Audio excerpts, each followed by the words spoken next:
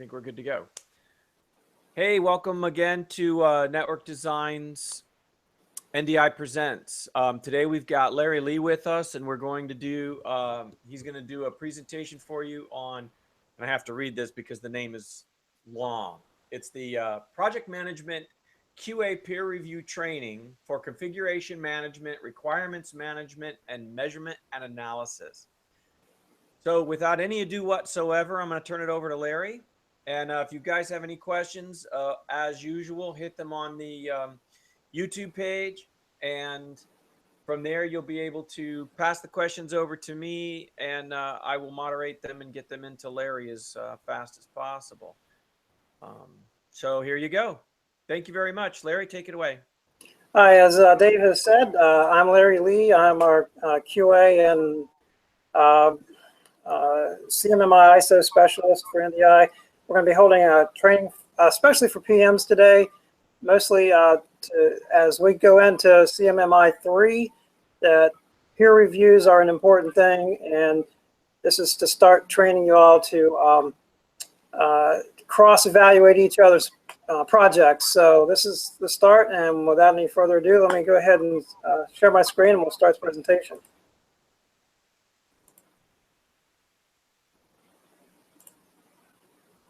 All right, can y'all see that? It's clear on this end. Can you see it? Yep, perfectly. All right, great. Well, as Dave said, we are doing a PM cross-evaluation audit training for configuration management, requirements management, and measurement and analysis today. And we will do 3 others next week, but we'll talk about that later. Anyhow, let's move on here. Our agenda for the day is for us to cross-train the PMs to cross-evaluate each other's projects so that we can start to have peer reviews, which is something that we're going to need as we move forward with ISO and CMMI as we go further up in levels and maturity with those things. For today, we're going to be doing configuration management, requirements management, and measurement analysis. I promise we won't hold you a terribly long time. We'll be fairly straightforward, and we will go from there. We'll do an introduction and the purpose and how to do it.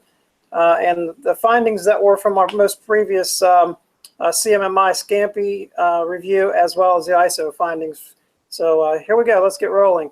Once again, my name is Larry Lee. I'm a trainer. I'm a certified CMMI associate. I am our corporate QA and certification specialist, and CMMI NDI organizational project lead, as well as organizational project assistant for ISO 9001-2015 for NDI. So we just have come through all that back in February and March. So we're going to start moving forward, and this is part of why we're doing this training. The purpose is to improve NDI's processes. For those things, doing internal audits help us to identify whether our policies, procedures, SOPs are still valid or if they're in need of review. Likewise, they help us to determine if the projects are following our policies and procedures. So it's a two-way thing here. Are they still valid, and are the projects able to follow them and provide the artifacts that we need and the work that we need, the quality that we need. Doing internal audits also help keep projects on track with NDI's standards. It's also for external certification requirements. Both ISO 9001 and CMMI Level 3 have peer review requirements, and this is part of doing peer reviews. As well, to ensure quality in our projects and our products. Audits and reviews determine areas of non-compliance. We determine, as we do internal audits, areas where something is not quite up to our standards. And we determine why it's not, and if it's something special with the project, that may still be okay, but we want to determine what the non-compliance is and if it needs a repair or if just an explanation. Cleaning up non-compliances in our projects help us put out a quality product and improves customer satisfaction and confidence in NDI. as well as to teach each other. Newer, maybe less experienced PMs can learn from more experienced PMs. You get a broader view of what all NDI is doing by evaluating other projects. You don't get pigeonholed into just your own, and you learn by doing as well. Then to make your project more efficient, we determine what the non-compliances are. Those get fixed. Your project runs more smoothly, and as well, just in general for personal growth. I think everybody tends to like to grow in their careers and in their personal lives. So that's the purpose here today. So we'll get right down to how do you do it? And as we said, we're going to be looking at configuration management and requirements management and measurement analysis. The first thing that we're going to look at is a checklist, what you go through to evaluate a project. And that's found in Confluence. Give it a second here to load. And likewise then, we go through this checklist and it asks certain questions as you go down the checklist, such as, is there a policy for configuration management? Is there a procedure? Is there a plan, a project charter, or PDD? And then it further goes into, as for configuration management, are the configuration items identified? Have they been baselined? Are they being controlled? Are audits being performed? And are their configuration items baselined for each release? Have there been changes? Because change management flows into configuration management. Have there been changes? And if so, what changed? How did it change? Has it been logged? Has it been communicated? Those kinds of things. And configuration management items to verify, things that we need to look at, what makes up our configuration management, requirements, user stories, business rules, wireframes and visual designs, development cases, QC and UAT cases, and pre-launch checklists for each release. So these kinds of things are what you'll be looking for configuration management. And certainly as we grow, this checklist will evolve as well. But for right now, when you start doing these, this is the checklist we have, our NDI standard.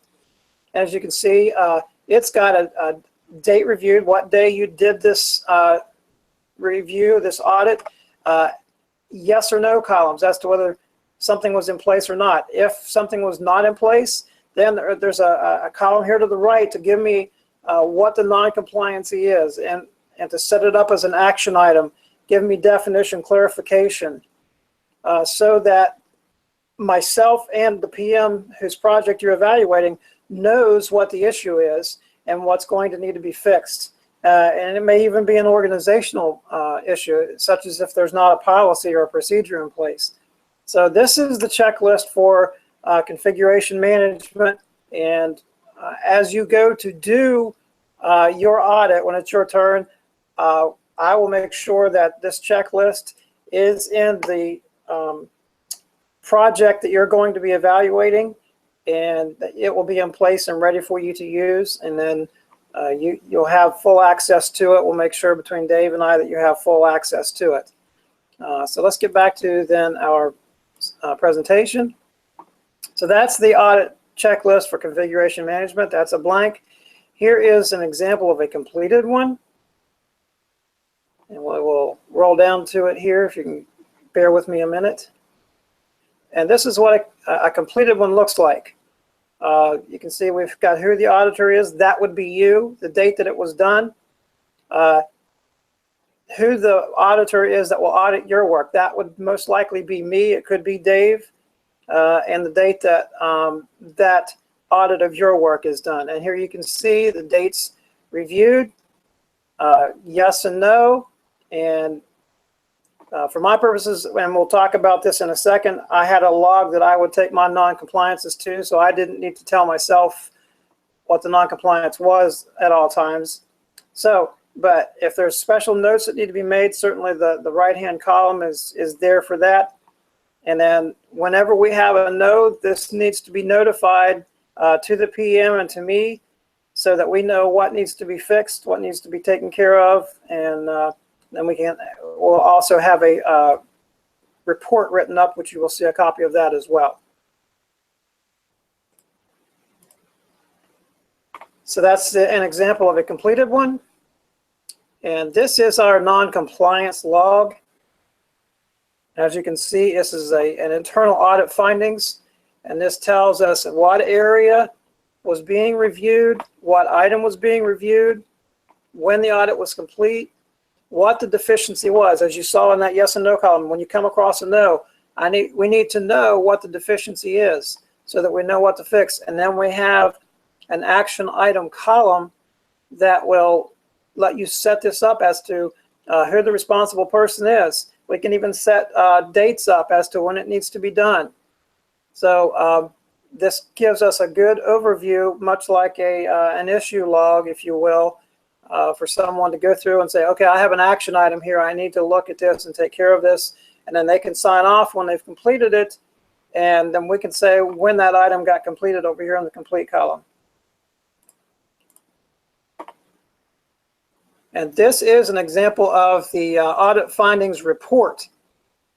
Now, this one is based on our CMMI, and it will have some things that you won't need to do, specific CMMI practices and all that you won't have to do. But the things I want to focus on are these two areas, the findings and the correction. Whatever your finding was, as you saw, when you found a set of no in a column, and then you carried it to that log and told me what the deficiency was, and then set up a task, I need to know what the finding was, and you'll need to know so that you can write in what the finding was, whether it was a missing policy or a missing procedure, whatever it was.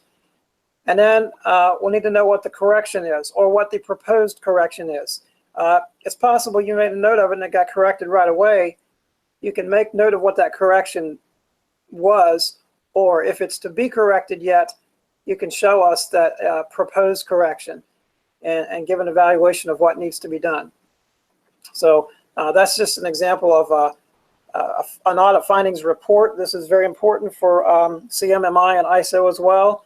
So those three pieces, that's the crux and the nuts and bolts of how we do these audits. You start out with a checklist, you compare that to the project, let us know what is missing or what appears not to be working correctly. Then we note it on the log, and the final findings report is, this report is based off the log that gets created. So anyway, just these are the nuts and bolts pieces, and I wanted you to see these things. You'll have access to these things as it's your turn. And any questions, certainly feel free to contact me. I know you'll have questions as you go to do these, especially the first time or two until you get through doing them. That it becomes kind of secondhand, pretty much like working on any project. So we'll go ahead and move on to the requirements management checklist. And very much it's the same format as the other one. In fact, all of the checklists will be the same format. It will just be a difference in the questions asked. The first three questions are pretty much standard for all of them. Is there a policy, a procedure, and a plan? And here we're asking, are requirements collected? If yes, then you can move on down to the, move on down to where and how they're collected. If no, then we've got a problem. We need to determine what the problem is and why they haven't been. Have commitments to requirements been obtained? Has bidirectional traceability been established? If yes, then how, where, and is there a feature breakdown structure, that kind of thing. Has the PM ensured project work and requirements are in alignment? So we need to make sure that what's getting put out as far as our software, is it matching up with the requirements that the customer and we have agreed upon? Are they in alignment? Are there new requirements? And if so, have they been evaluated, set up for sprint inclusion? Are they included in the sprint planning, and are they part of the backlog? And is there a product sprint backlog? Very important. So, excuse me. So these are a couple of fairly short checklists. Some of the other ones that we'll be going over later on are a little longer. But I'm a checklist, And as I mentioned, these will probably be evolving as we go, as we learn new things and determine additional questions to ask. But once again, for now, this is the checklist for requirements management.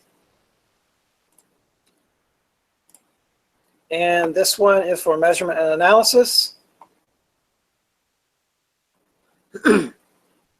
And as I said, the first 3 questions are pretty much standard on all of them. Now this one gets a little different. Have organizational measurement objectives been documented? And if so, where are they documented? I know that a lot of you all PMs tend to maybe do some work, maybe offline, maybe not necessarily in Confluence or Jira. You might have handwritten notebooks. You may have things on your computers. It's very important for us to know where your measurement and analysis are located. As well, where are the measurement objectives? Where are they documented? What are the objectives? Have metrics been defined? What are we evaluating against? Are there thresholds if we go above or below a percentage? Where are those things?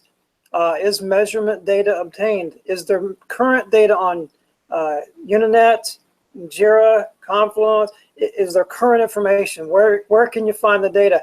Is it being analyzed? And if so, are there procedures documented for analyzing the data? Has the PM performed analysis on the metrics collected? Are there any corrective actions as a result of crossing thresholds? Is that an issue? Have we determined that we've crossed a threshold? Are they being communicated? Is the analysis being communicated to senior management? Have all necessary stakeholders been informed? These kinds of things are very important. They're things that the CMMI auditors and the ISO auditors look for as they evaluate our projects to make sure that we're staying in line with how industry norms and standards are. So these are very, very important for us to have in place. And it's very important now as we move forward to have these kinds of things in place for each and every project. So that's why we're starting to do this. Eventually we'll be doing full internal audits on every project, but this is a good start point, and we have the added piece of adding peer reviews into this as well. So let's get back here to our. So as part of why we're doing this, these are some of the findings from our last CMMI audit, and we had some issues in process and product quality assurance. You can see those. some formal training needed. Some issues with separation about who's doing the audits. Some additional internal training. Responsibility clarification, who's doing. So as they do these audits, they determine these things. This is how we determine as well if we're following the standards that are in place for CMMI and ISO. Under project planning, sometimes the task estimates didn't seem to match up with story points. Project monitoring and controlling, issue analysis, corrective actions, tracking to closure. That's very important. If we identify an issue, that we track it to closure. We follow it all the way through. We manage it and we track it all the way to that we get the issue closed. And as well, we determined we actually were lacking a policy and a procedure for project monitoring and control for measurement and analysis. As I mentioned, as we went through the checklist, knowing where the analysis data, the analysis work is very important. That it's easily accessible, that we can find it easily. We don't have to have a PM dig for hours or days maybe to find all of their analysis work. And need to make sure measurement analysis procedures are clearly defined. Requirements management, we had no negative findings there. That was a really neat thing, that process area didn't have any issues for correction. And then as well for configuration management, we had some processes and products that just weren't objectively evaluated. And that goes back to the process and product quality assurance, where we needed to make sure we had a separation of who was doing these things. That's why we're involving you all as the PMs. It helps us to have separation as to who's doing the evaluations, so that we have peer reviews, we have separation and evaluations, and that helps us to clear up some of these issues and findings. As well, from our ISO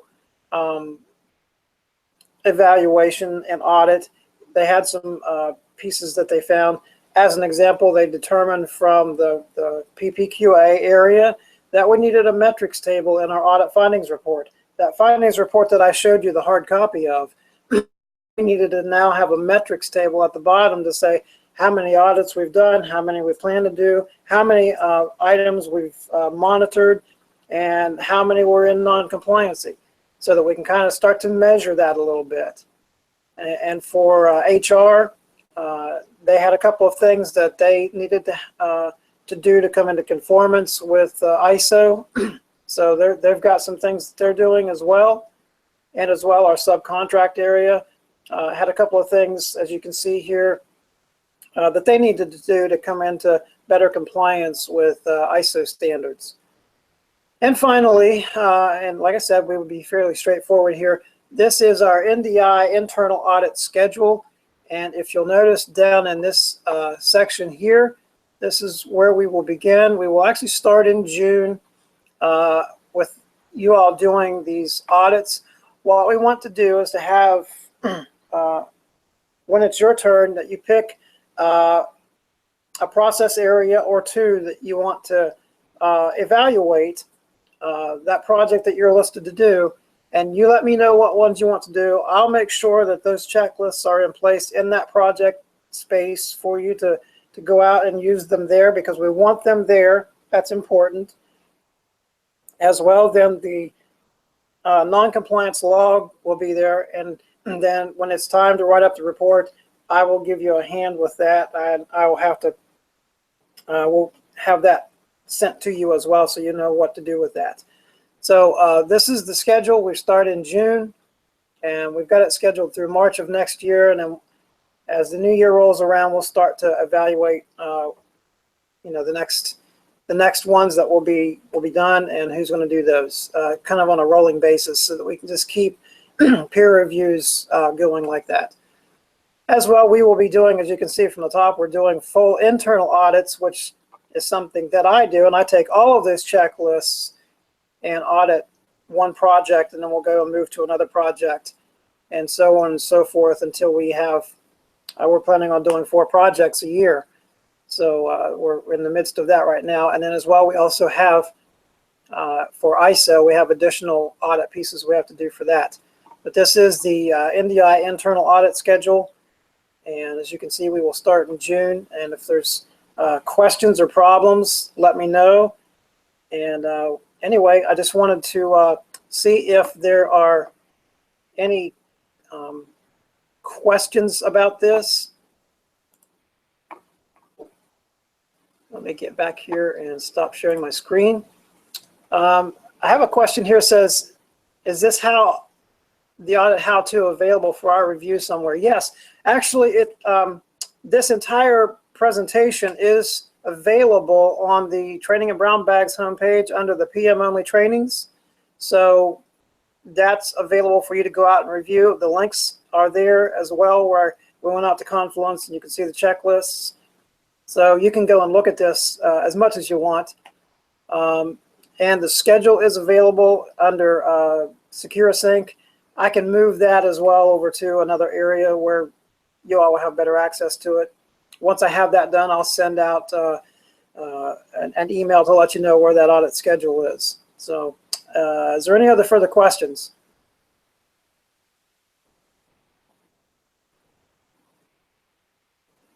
Well, if not, oh,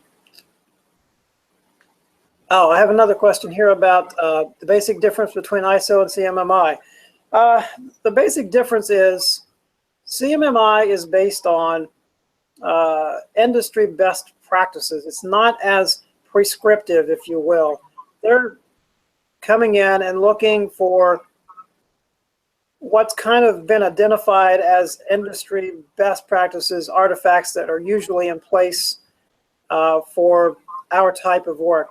We follow the development model for CMMI. So as an example, for M&A, they're looking for certain artifacts to be in place, such as analysis work and data that's going out to senior management reports, those kinds of things.